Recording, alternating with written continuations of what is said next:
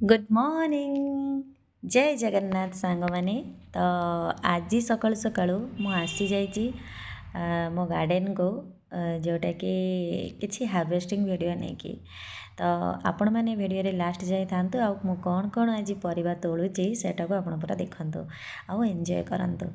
आज गोटे साइड लगी नुआ काकड़ी गछ आ जह्नी गछ फाइनाली से फल आसी जाइए मु 4-5 दिन हम आसी नी बारिकी कारण सकाल टाइम मत ही रोषे करने को पड़ूला तो आज सकाल मुझे जाए 2-4 दिन है जाए बारिकी आज जाए आज आसी देखला बेलू मन एते एते खुशी हो गला मु कौन कहबी आपण मैंने विश्वास भी करें तो नुआ गचरे काकुड़ी आसी जाइए बहुत सारा काकुड़ी होता और से दीटा पूरा तोड़ा लाखी हो जाता भाविली कि तोड़बेनि बोली तो बापा कहले नहीं जा ना तू खाइबा आगु मांकड़ ताको आसी खाईदेव तो भाविली एत परिश्रम कर गछ लगी तो मांकड़ खाइब कहीं मुझे एमती कही देखला बेलू जह्नी भी होता बहुत सारा काकुड़ी कारण नुआ गछ को जो गुड़ा थी से गचरे फल आसी जाइए पुराणा गचर फल टिके डाउन हो गला ए नुआ गचरे किसी फल आसूँ तो फाइनाली मु काकुड़ी की तोड़ी नहीं निज हाथ में तोड़ी काकुड़ी मन मो खुशीर सीमा नाला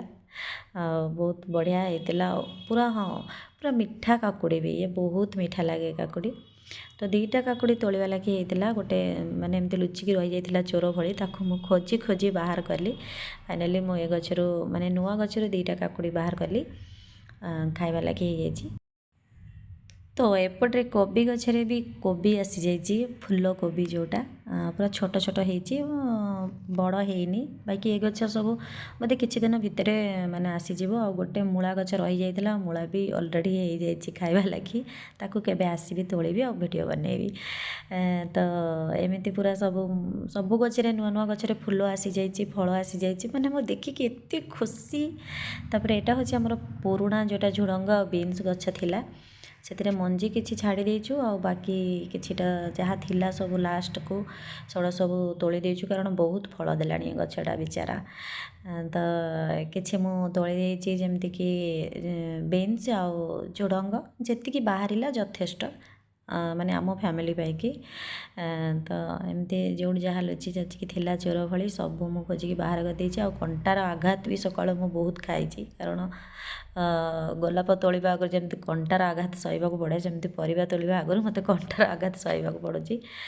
तो एपटे आसी देखिली पुराणा गचरे दीटा गोटे काकुड़ी होता एटा पूरा छोटा होता गछ पुराणा है भल काकुड़ी होनी तो छोटा होता देखिकी आसिली ताकू भी नहीं आसिली कारण बारी रे फली माने देखिले माकड़ से कंटा फंटा किसी मानबेनी से ताकू तोड़ी देइथिले आ एपटे जो गछ बीन्स मु देखैथिली वीडियो रे कि गछ बीन्स आनी एते सारा फल होईची पूरा भरी जाइए सब पूरा पेंथा पेंथा होगी भरी जाइए देखा बहुत खुशी लगे एक्चुअली बारी रे जीवाक ही इच्छा होनी पूरा पूरा एमती पूरा राउंड करके गछटा लगी जमीक कि पालंग मझिरे दी साइड गछ लगी से पूरा एरियाटा आ सबू जगार पूरा एमती भरी जाइए भितर आम बिलेई नानी पूरा पूरी मजा कर एंजॉय कर मजा नौची परिबा बगीचार आ धनिया पत्र तो कहीं बेसी खाऊना बाकी खाई खाई मु खाए से कहली आज लेंबू चकटिकी अर भात टे खाइबा लगी मु अल्प किछिटा धनिया पत्र आनली सब तोलिकी आनलिनी नष्ट हो जाए से चटनी करूना बाकी नष्ट होची से लगी मुझे खाइबी से तोड़ीदेली अल्प टिके नहीं आसिली छेड़ेकी आउ कोबी गछ सबू जाक माने से ग्रोथ बहुत भल होती बैगण गचरे पूरा फुल आ छोट छोट कसी आसी जाइए आ प्रत्येक दिन बापा को टे कष्ट करने को पड़ुଛି सकाळु कारण ट्यूबवेल पानी बोईकी आनिकी दौरान पानी सुविधा बारिक टोटाली ही ना सप्लाई पानी आसला दिया होता सेतिके भी नहीं एपटे कलर कौन होती केजाणी जिते जहाँ मेडिसिन पकईले भी कलर एमती पाचिला टाइप होगी पोक हो जाऊँगी बहुत दिन हम तोड़ा ही नाला मो आसे बारी परिवा तोले ना बापा लगाती सत किंतु तोड़ती हाथ जाएनि कि कौन तोड़ा लगी परिवा बुढ़ा हो बरং से तोड़बेनि आई टाइप तीनटा क्वालिटीर गछ लगी टाइप जो कलरटा बहुत बढ़िया हो भी जमा पोक लगुनि बाकी छोट छोट जो गुड़ा एगुड़ा भी बहुत भल होता बहुत सारा कलर बाहरी ଆଉ ବି ବହୁତ କଷି ହେଇଛି କିନ୍ତୁ ପୋକ ଖାଇଯାଉଛନ୍ତି, ସେ ଗୋଟେ ମନ ଦୁଃଖ ହେଉଛି। କାରଣ ମେଡ଼ିସିନ ଆଣିକି ପକାଉଛୁ ତା ଭିତରେ ବି ଖାଇଯାଉଛନ୍ତି। ପୁରା କଲରା ପୋକ ଯେତେବେଳେ ଲାଗିଯାଉଛି ପୁରା ୟେଲୋ ଟାଇପ୍ର ହେଇଯାଉଛି। 7-8ଟା ଖଣ୍ଡେ କଲରା ମୁଁ ଫୋପାଡ଼ି ଦେଲି ଛିଡ଼େଇକି। ତା ଭିତରେ ନେଇଛି ଯାହା ବାହାରିବ ଭଲ, ଯାହା ରହିବ। ତ ଏମିତି ଦେଖିଲା ଭିତରେ ସେଇ ପୁରୁଣା ଗଛରେ ପୁରା ସ୍ୱର୍ଗ ଉପରେ ଆଉ ଗୋଟେ କାକୁଡ଼ି ହେଇଛି। ତାକୁ ଆଣିବା ମୋତେ କାଠିକର ପାଠ ହେଇଗଲା, ଫିର୍ ବି ତାକୁ ମୁଁ ତୋଳିକି ଆଣିଲି। ତ ଫାଇନାଲି ସକ୍ସେସ୍ ହେଇଗଲି ମୁଁ। ଆଉ ଦେଖନ୍ତୁ ମୁଁ ଆଜି କିଛି ମୁଁ କହିଲି ପରିବା ହେଇଛି କି ନାହିଁ, କିଛି ବି ଡାଲ ଫାଲ ଆଣିନଥିଲି। ଆଉ ଗୋଟେ ପଲିଥିନ୍ ନେଇକି ଆସିଥିଲି, ଆଉ ତାରି ଉପରେ ଗଦେଇ ଦେଇଛି। ଏତେ ସାରା କଲରା ବାହାରିଛି ଯେଉଁଟାକି ଆମର ଏପାଳି ଆଉ ହାଟ କରିବାକୁ ପଡ଼ିବନି। ଆଉ ଝୁଡ଼ଙ୍ଗ ଏତିକି ବାହାରିଲା, ବିନ୍ସ ଏତିକି ବାହାରିଲା, ଧନିଆ ପତ୍ର ମୁଁ ଖାଲି ନିଜେ ଖାଇବା ଲାଗି ଆଣିଛି, 4ଟା କାକୁଡ଼ି ଆଉ ବିନ୍ସ କିଛିଟା, ଏତିକି ମୁଁ ଆଜି ସକାଳୁ ହାରଭେଷ୍ଟ କଲି ପରିବା। ବହୁତ ଖୁସି ଲାଗିଲା। ତ ଗେଣ୍ଡୁ ଫୁଲ ଏଟା ନୂଆ ଗଛରେ ଫୁଟିଛି, ଆଉ ବାରିରେ ଅଲରେଡ଼ି 3-4 ଭେରାଇଟିର ଫୁଲ ଫୁଟିଲାଣି। ଆଉ ଏଇଟା ସବୁଠୁ ମାନେ ବହୁତ ବଡ଼ ବଡ଼ ହେଇଛି। ଆଉ ଏପଟ ସାଇଡ଼୍ରେ ଗଛ ସବୁ ଏମିତି ଫାଙ୍କା ଅଛି, ଆଉ ହେଇନି, ମାନେ ଫୁଟିନି ଫୁଲ ଭଲସେ। ଆଉ ଏ କାକୁଡ଼ି ଗଛରେ ଛୋଟ ଛୋଟ କାକୁଡ଼ି ପୁରା ଭରି ଯାଇଛି, ବହୁତ ସାରା ହେଇଛି। ଦେଖିଲା ବେଳେ ପୁରା ଖୁସି ଲାଗୁଛି ମନଟା, ବାରବାର କ୍ୟାମେରା ପଳାଉଛି। ଆଉ ଭେଣ୍ଡି ଗଛର ହାଲତ ପୁରାପୁରି ଖରାପ ହେଇଯାଇଛି। ଯାହା ଯେମିତି ଭେଣ୍ଡି ବାହାରୁଥିଲା, ରୋଷେଇ ହେଉଥିଲା, ସିଏ ପୁରା ଗଛ ଶୁଖିଗଲାଣି ପାଣି ଅଭାବରୁ।